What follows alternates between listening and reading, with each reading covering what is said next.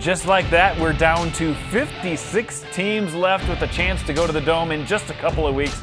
I'm Jason Andera. This is Michael McCleary of Argus Leader Sports, and we are going to chat about the quarterfinals in all 7 classes of South Dakota high school football.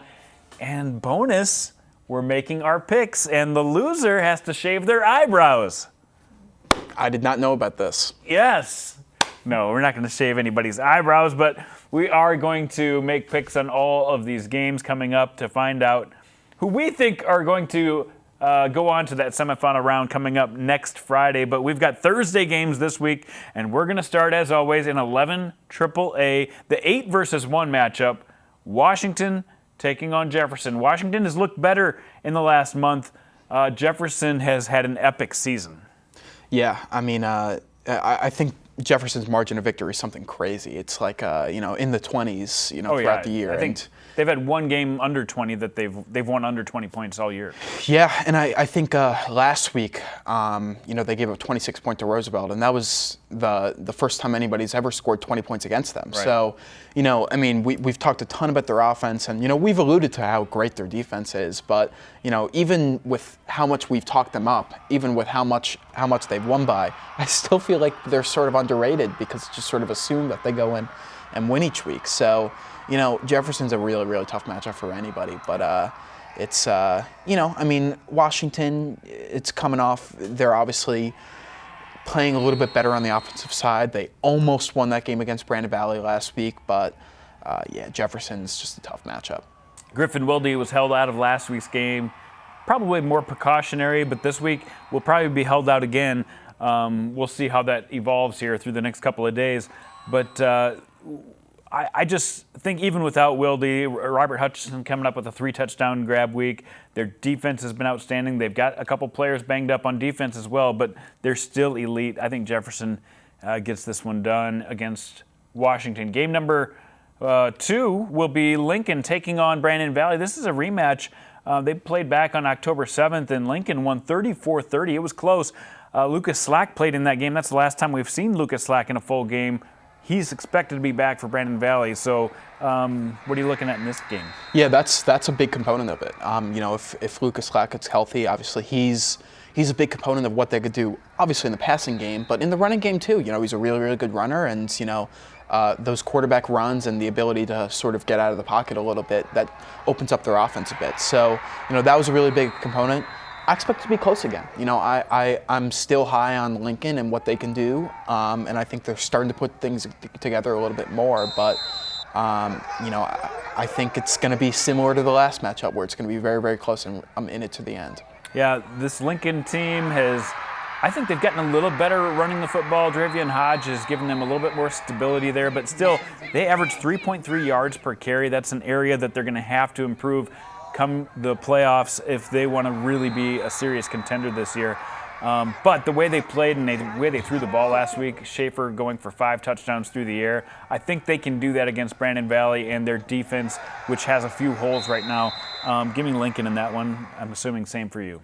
Yeah, and I do want to, before we move on from Lincoln, you put some stats in the notes today, and obviously 6 interceptions for Tate Schaefer. That's a really, really strong step for him. I mean, obviously he had some turnover problems last year, and even early this year he had a few early, and he's really brought that number down. He's made some really big improvements, and that's a positive sign for the junior quarterback and for Lincoln moving forward. Yeah, big move for there.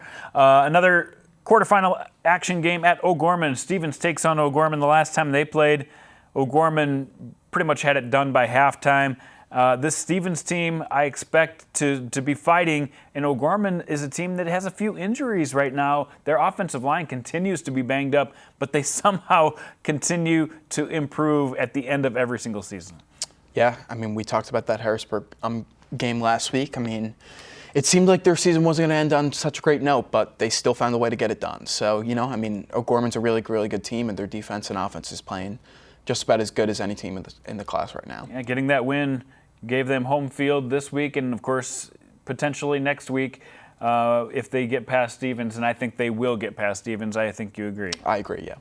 Roosevelt takes on Harrisburg. Roosevelt has won 3 out of their last 4. You mentioned it, one of the few teams to put up some points against Jefferson. There's some positive things going on with Roosevelt, but they run into a Harrisburg team who bookended their season with losses, but had wins all the way in between. Yeah, I do think though that when we covered that O'Gorman game last week, and some of the coaches at O'Gorman were saying that there's not really much of a difference between the 2 and 3 seed. Well, for Harrisburg, they get a much more difficult matchup with that number 3 versus number 6 Roosevelt, because obviously Roosevelt, they've found something on the offensive side, and the Rough Riders always at this time of the season are a scary team to play. So. I still think Harrisburg gets it done, but Roosevelt definitely is going to put up a fight in this game. Yeah, last time they played, it was a 35-point difference, a shutout for Harrisburg. This time, I think it's, maybe a touchdown different, maybe not. I think Roosevelt's going to stay in this game and find a way. Now that Jackson Gravengood is running the ball a little bit better, their ball control offense. Jackson Brower made a few mistakes last week, interception-wise, but for the most part, he's done a great job of taking care of the football. I think there's an improvement there, and I think Harrisburg's still getting used to figuring out how to use Gavin Ross. Obviously they know how to use Gavin Ross, but went 35 times to him last week in his first full game back. We'll see how he comes back after such a big workload that he had last week. But Harrisburg, I think, gets it done. I agree. 11 AA, Sturgis at Pierre. We're not going to spend a ton of time on this game.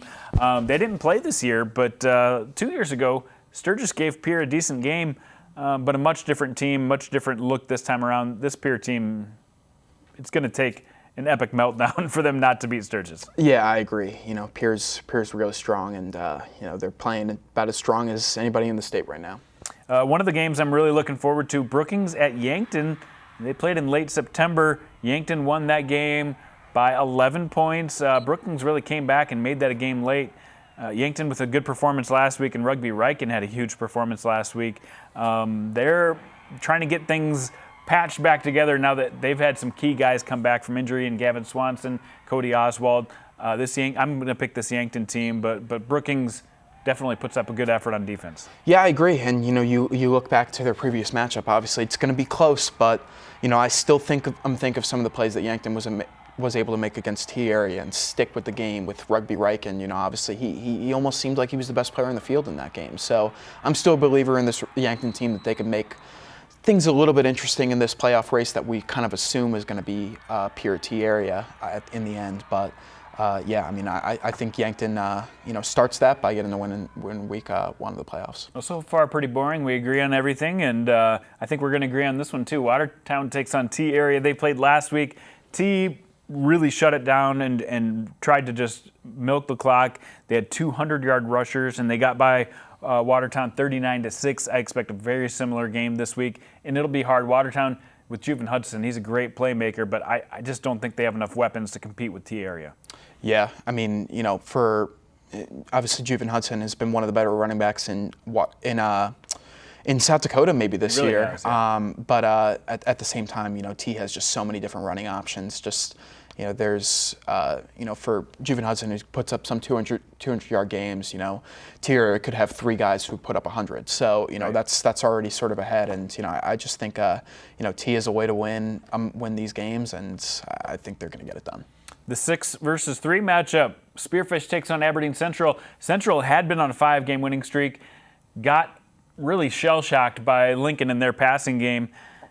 First time their defense has had trouble in the last month and a half. And Spearfish, on the other side, put together an overtime win over Sturgis. So momentum's sliding a little bit different ways, but I think Central will get it back together enough to beat Spearfish, although this could be an interesting game. It could, but I think Aberdeen Central, with what they showed in the second half, they're a legit team right now in this class. Yeah, so we agree on that one as well. Let's move to Class 11A. Lennox takes on Del Rapids. Lennox, they have got a good passing game. We know that, but Del Rapids really good in all facets. Did a good job shutting down Dakota Valley enough to get the win last week. And they haven't played back since 2021. But this Del Rapids team, they've got a lot of different ways to score with Sutton Williams, Jack Henry. Of course, Braden Panconen has done a great job this year for them. And then Mason Stubbe has maybe been one of the more underrated guys. So I think the Steel Rapids team should get by Lennox. I agree. How about Dakota Valley, Sioux Falls Christian? I'll let you make the pick first on this one, the 5-4. Maybe, there's no lines in high school football, but if there were, I think this would be one of the closest lines of the week. Yeah, and this is one I struggled with, because obviously we talked about Dakota Valley and sort of, even though they're losing, we're almost more impressed with their losses than we have been their wins. But I picked Sioux Falls Christian in this game. I think just some of the games that they've been in this year versus some of the games that they've been able to win, I think that if this team comes together in the playoffs, I really, really do think this is a team that could potentially make a run.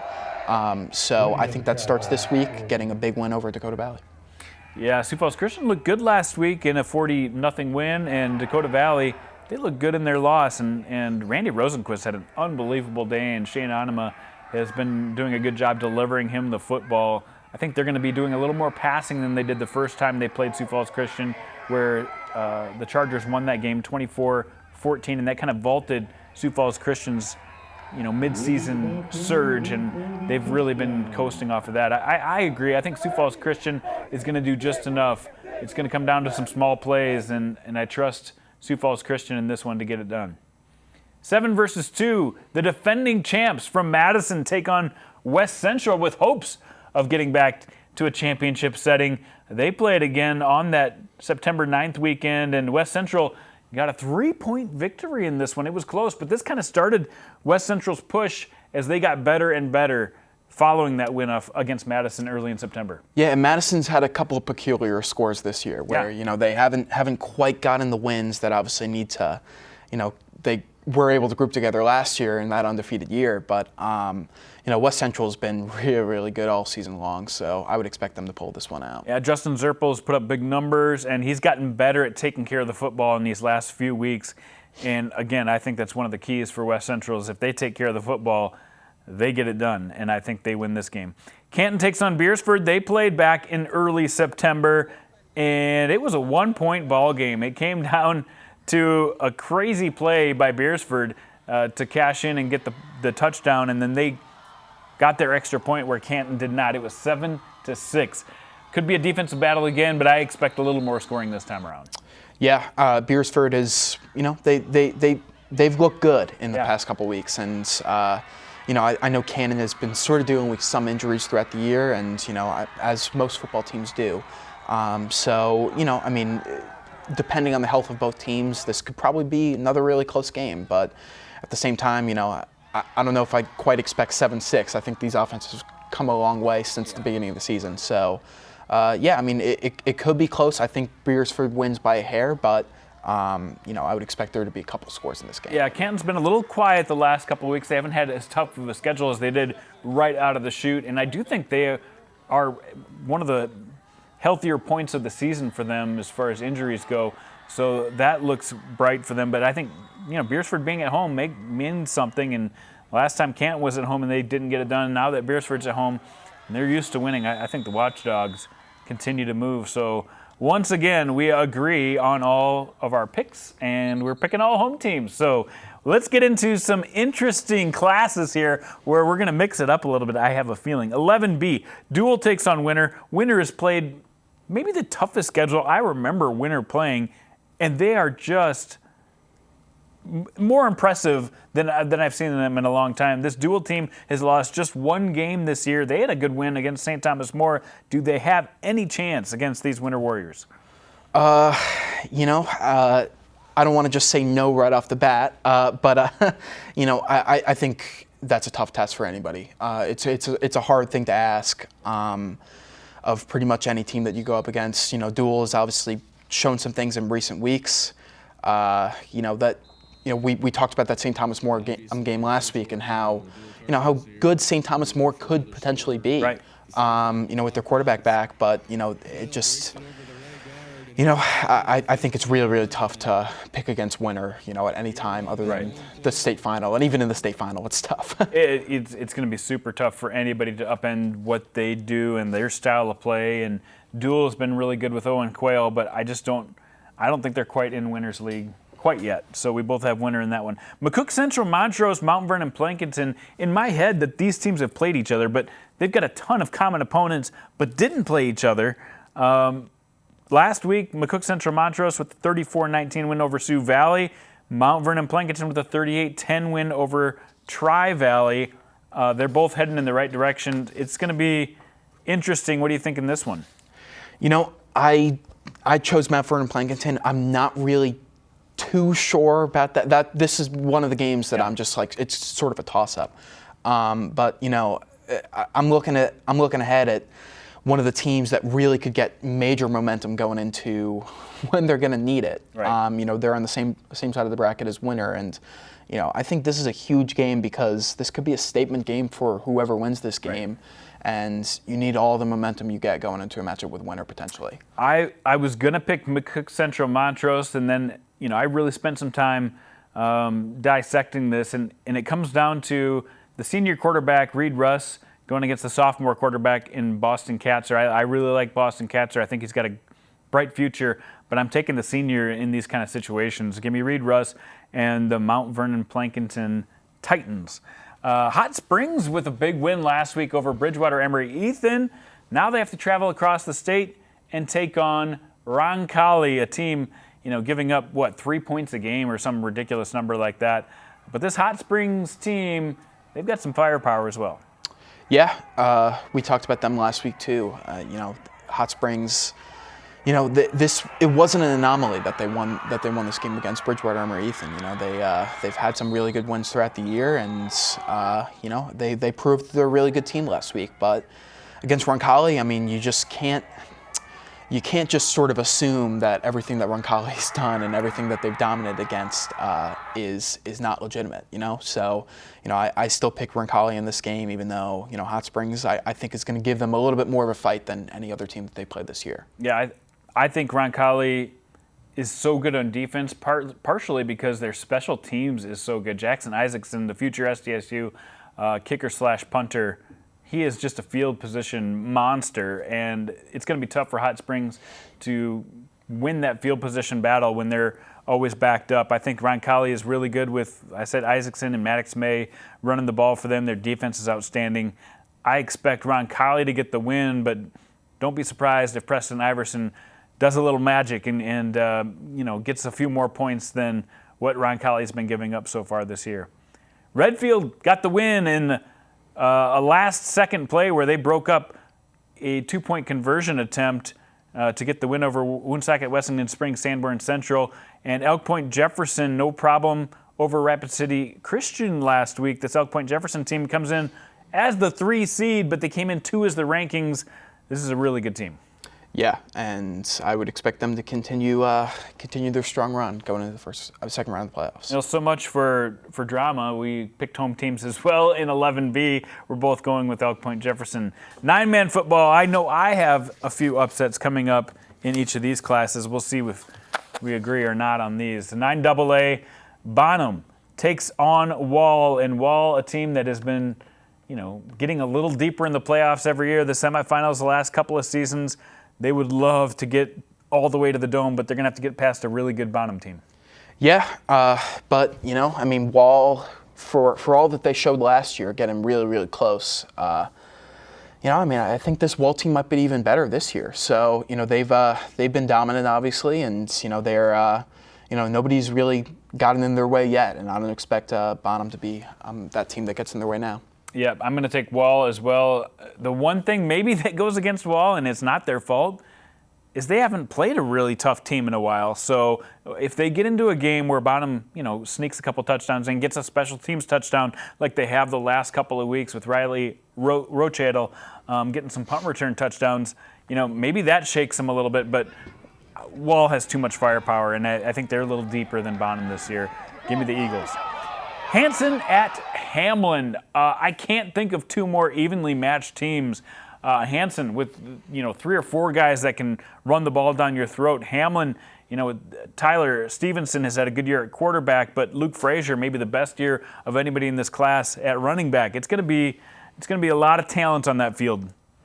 Yeah, and I think it's all about momentum in this game. And Hanson has won 8 straight.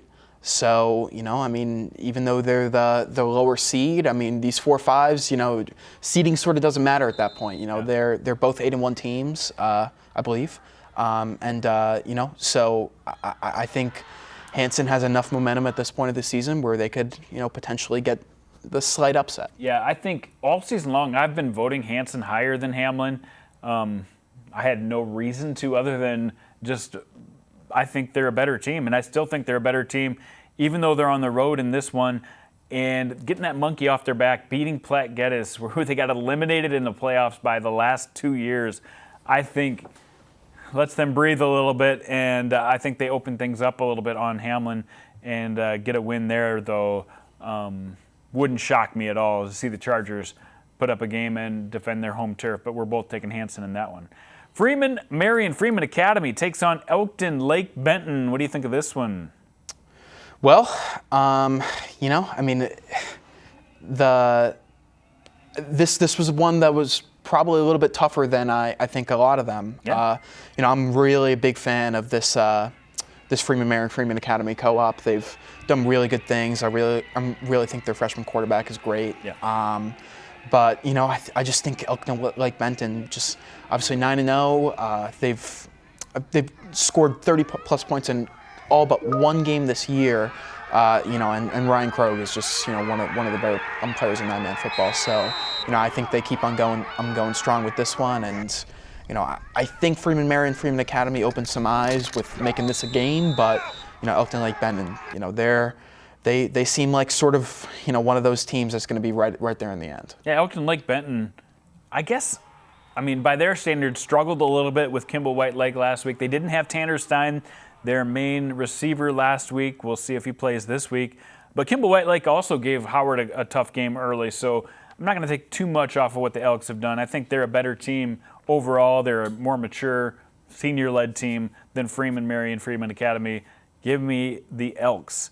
Parkston takes on Howard. This one, again, literally almost a coin flip for me. This Parkston team has been really good this year, and they've played some really good teams.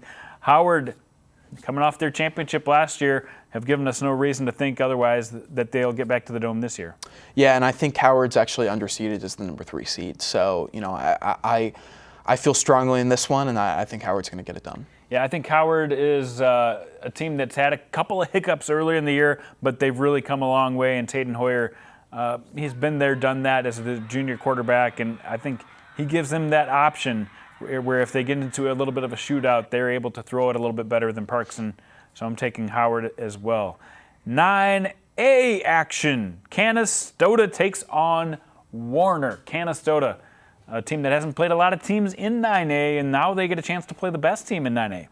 Yeah, and this is really, really tough for them to come into their, obviously this could be a team that makes a run from obviously the non-top 8 part of the standings. Right. So, I'm sure Warner didn't want to see Canastota on the line. No, in the quarterfinals. It's sort of unlucky for Warner, which had an unbelievable season, to run into a team that probably shouldn't be ranked 9th in the class. But this is where I start to see the intrigue a little bit, and I think Canastota might be able to pull the upset in this one. Yeah, and I don't doubt that could happen. I think this Warner team, though, probably didn't get as much press as they deserved. They got a good win against a 9AA team in Hamlin in their biggest test of the year, and I think they're going to find a way to get this one on their home turf, and I think that's so important in this case that they get to play a home game against Canastota, and I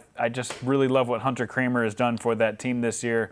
Give me the Monarchs. The first time we disagree, thank goodness we're not going to agree on every pick.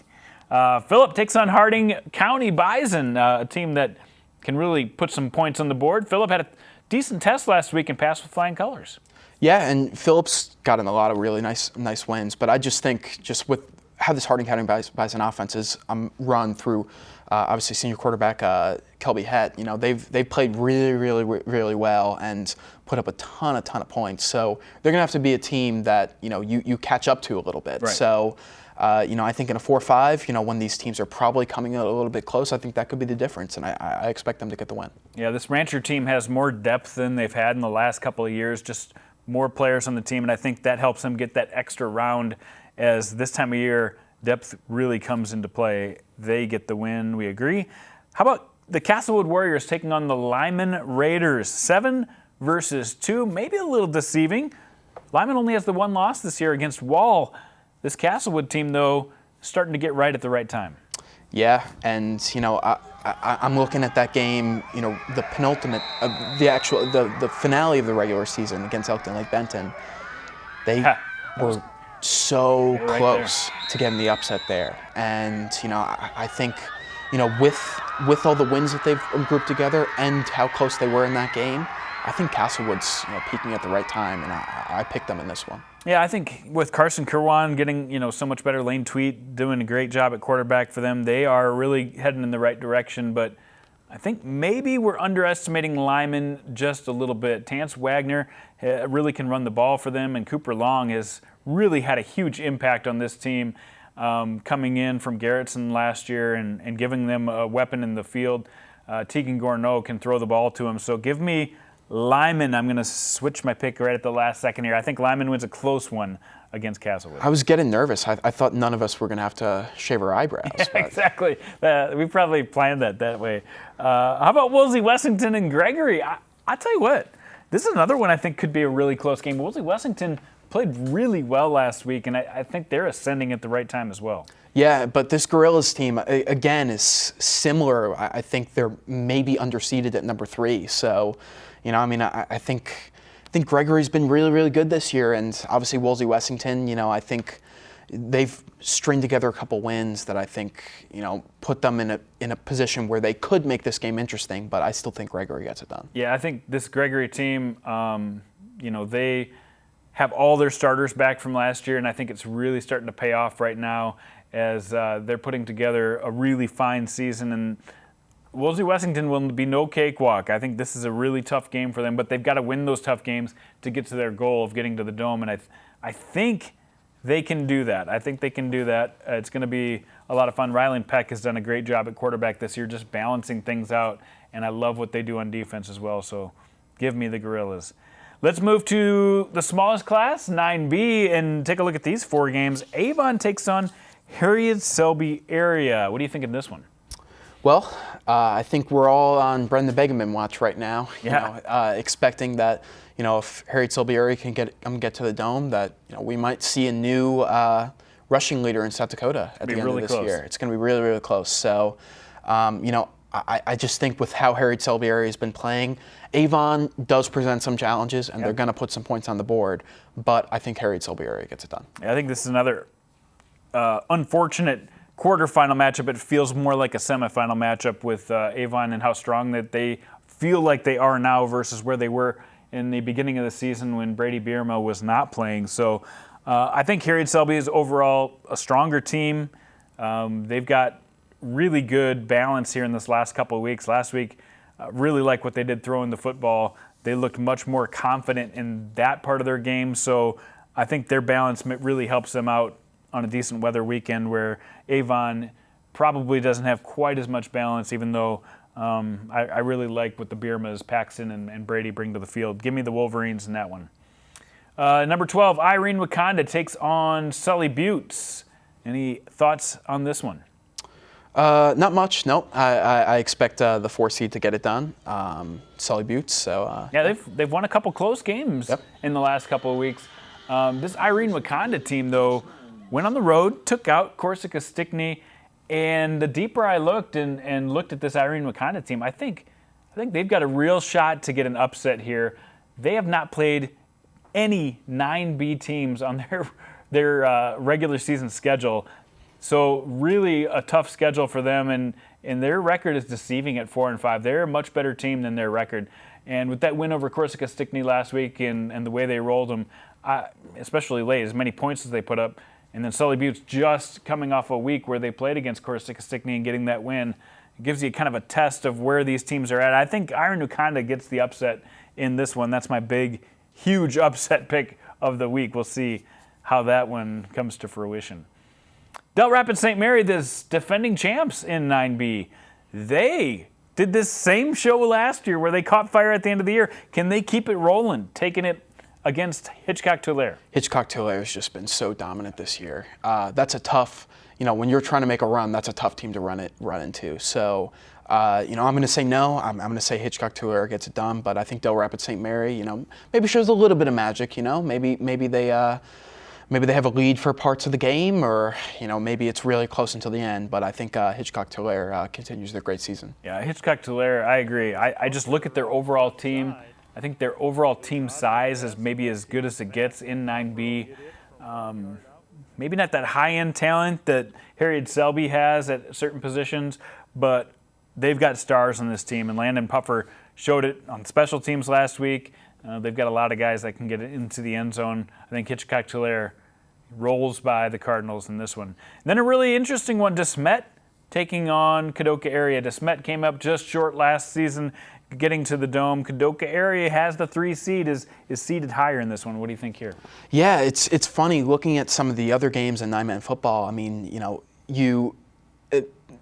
I've actually given a boost to some teams because they've gotten wins over Kadoka area throughout the year, because that's seen as a quality win, obviously. So in picking some of these other games, I just remember going through and just how much of a boost I gave them for a Kadoka area win, and I think that says something. So going into this game, I think DeSmet they've played really well at times this year, but I just think Kadoka area is just the better team at this point. Yeah, Kadoka area is definitely, I agree. I mean, you look at the team, and they've put up big numbers this year. Reese Ortman has done a really good job of giving them some offensive firepower.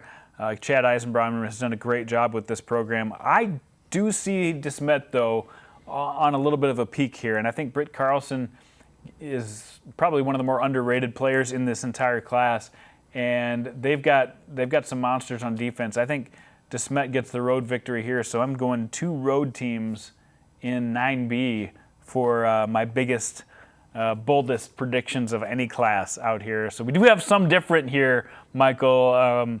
How confident are you in your picks? Not even a little bit. That's what I like to hear. We will see next week how we do in our picks, and we'll make our semifinal picks. What do you got for coverage coming up with the Argus Leader this week, Michael? Well, I'm going to do the doubleheader at Howard Wood Field. Obviously, playoff time, you want to see as many playoff games as possible, so it's good to stay local and, just kind of spend the day at the football field, That's the way to do it. Also, elsewhere in the state, we have an 11A matchup. We're going to try to get somebody out to cover Dakota Valley versus Sioux Falls Christian. So that's going to be really Could be one of the best games, like we said, of the entire quarterfinal slate. So that'll be a lot of fun. Midco Sports, we've got live coverage of Jefferson and Washington at 4:30 p.m. So, yeah, you get some afternoon football. And then the night game between Lincoln and Brandon Valley also on Midco Sports. And then we have our highlight show on Friday, so that's the day after all the action. That gives me time to get up to Aberdeen area. I'm going to try to see Roncalli in the first half and then get to the Canastota-Warner game for the second half. Really excited because I don't get many opportunities to get that far out of Sioux Falls, and this one could be a lot of fun.